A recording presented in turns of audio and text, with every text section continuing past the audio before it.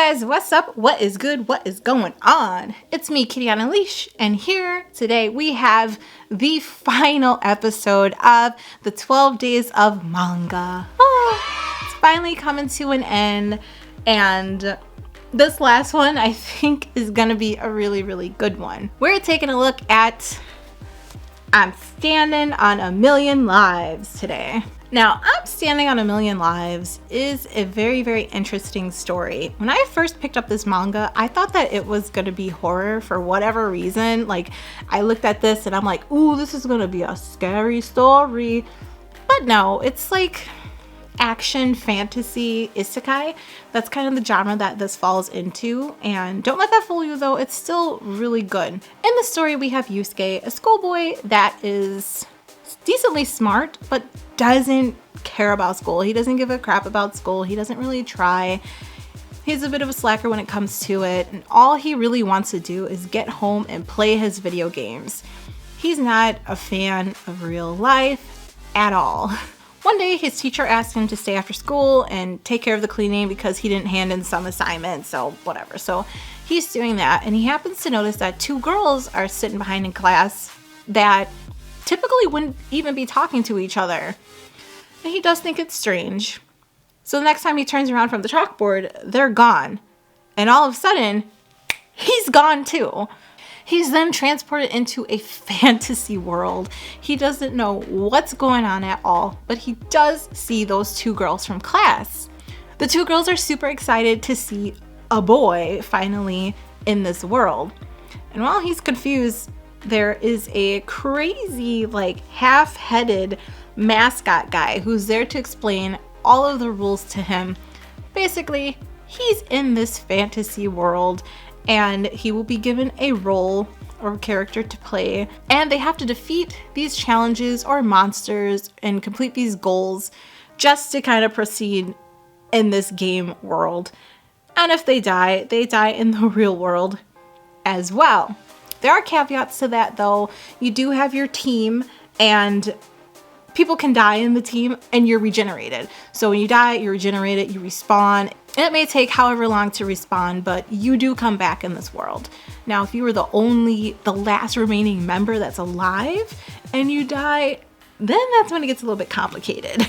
And this half-headed mascot guy is freaking hilarious. He like doesn't finish sentences, and every time he says something, it gets like cut off. Like he might say, "You are in this world too," and that's the end of the sentence. "Let's go on this next advent," and then that's the end of the sentence. So I don't know what's going on with that, but it's kind of hilarious. Anyway, he finally gets his role, and he is a farmer. Out of all the roles that he could have been given, farmer is definitely the most lame. He could have been a mage, he could have been a warrior, he could have been like a gunner, like all these other things, and he's a freaking farmer.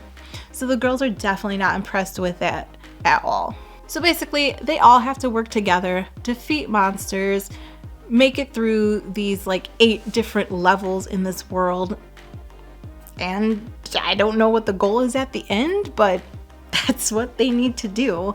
So in this game world, you can do like raids to level up, you can fight monsters, increase your level, increase your rank, and it's all about the grinding. So the role of the two girls in the class is that one of them is a warrior. So she has a huge sword, but she is too meek, too tiny, too frail to even use it. So she's practically useless. And then we have the other girl who is like the hot girl of the school. She does modeling. Anyway, she's super into this world, but she is actually a mage, and a very low level mage. So the two girls cannot really do a whole lot, and they're kind of like hoping that Yusuke can turn things around for them, and he's determined to just do well in this game because this is like what he lives and breathes for, being in the video game world.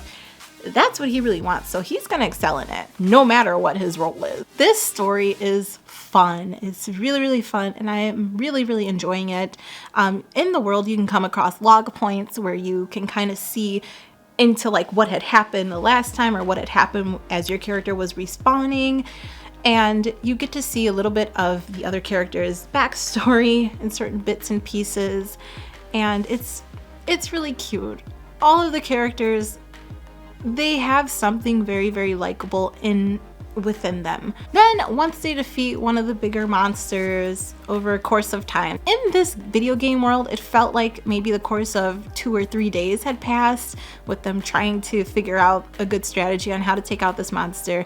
Yusuke finally does it, and he does it single-handedly. Right after, the mascot dude pops up to congratulate them and tell him, okay, Yusuke, you leveled up to the next level, good job. But there's still more challenges to come to, and I hope you're ready for it. Then after that, all of a sudden, they snap back into the real world, almost as if nothing happened. But they're told that there's a threat of this like dragon that's gonna ascend upon Tokyo. And they don't know if that's gonna happen in the real world or in the game world, so it's a bit of a mystery. And again, this is just the first volume, so I don't know what really happens more past that currently. The story is really good. There is a lot in this manga. There is so much to read. Like I'm really good at reading through these like one singlet manga volumes pretty quickly. I want to say this took me maybe like 2-something hours to get through because there's so much dialogue, which is good. This is well worth the money because you're reading so much. And so much happens in this book. It's crazy.